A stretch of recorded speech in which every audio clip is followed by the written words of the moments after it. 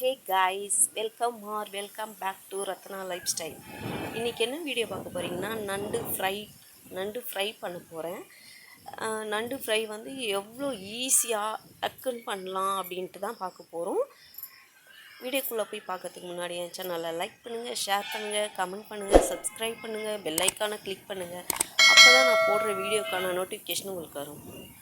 இப்போ வாங்க வீடியோக்குள்ளே போகலாம்.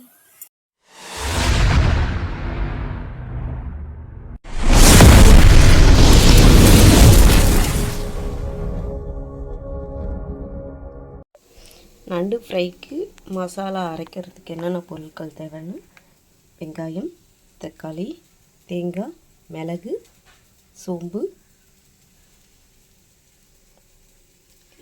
அரைக்கிறதுக்கு மசாலாவை இப்போது மிளகாய்த்தூள், மஞ்சள் தூள், உப்பு, கருவேப்பிலை, கொத்தமல்லி,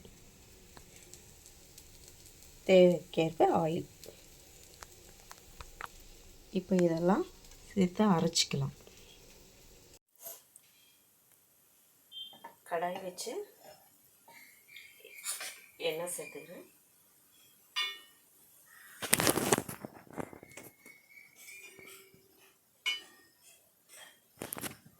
நான் இதில் 3 குழிக்கரண்டி எண்ணெய் சேர்த்துக்கிறேன்.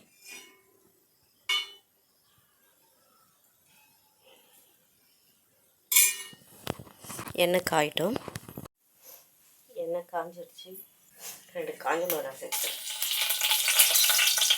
கருவேப்பிலை. இப்போ பூண்டு 1 ஸ்பூன், இஞ்சி 1 ஸ்பூன் சேர்த்துக்கலாம். கொஞ்சம் இஞ்சி பூண்டு ஸ்மெல்லு போனோன்னா நம்ம அரைச்சி வச்ச மசாலா சேர்த்துக்கலாம். நம்ம அரைச்சி வச்ச மசாலா எல்லாமே மிளகாத்தூள், மஞ்சள்தூள், எல்லாமே மிளகு மொத்தம் இதுலேயே போட்டு அரைச்சி வச்சுருக்கோம்.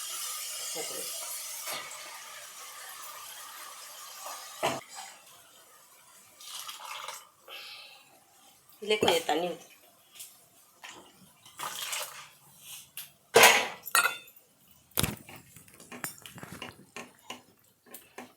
நல்லா மிக்ஸ் பண்ணணும்.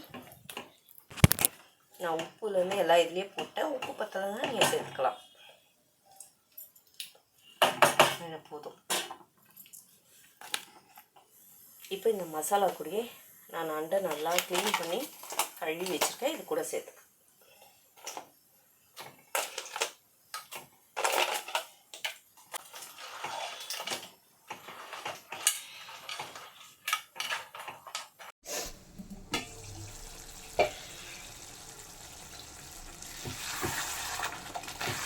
நடுவில் எடுத்து நீங்கள் கலரி விடுங்க. க்ளோஸ் பண்ணியே விட்டுறாதீங்க.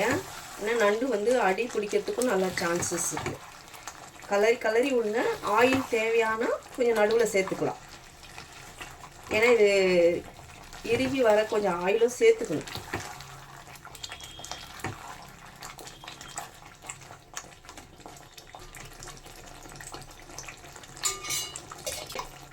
கொத்தமல்லி கொஞ்சம் தூக்கிறேன்.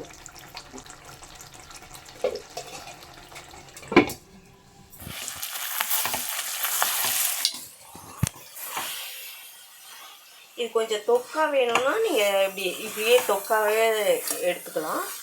நான் இன்னும் கொஞ்சம் தொக்கை ட்ரை பண்ணுவேன்.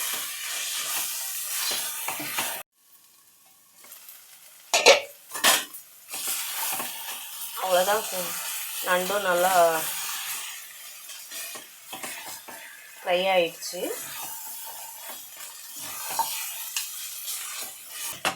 ஸ்டவ் ஆஃப் பண்ணிக்கிறேன். நண்டு ரெடி ஆயிடுச்சு.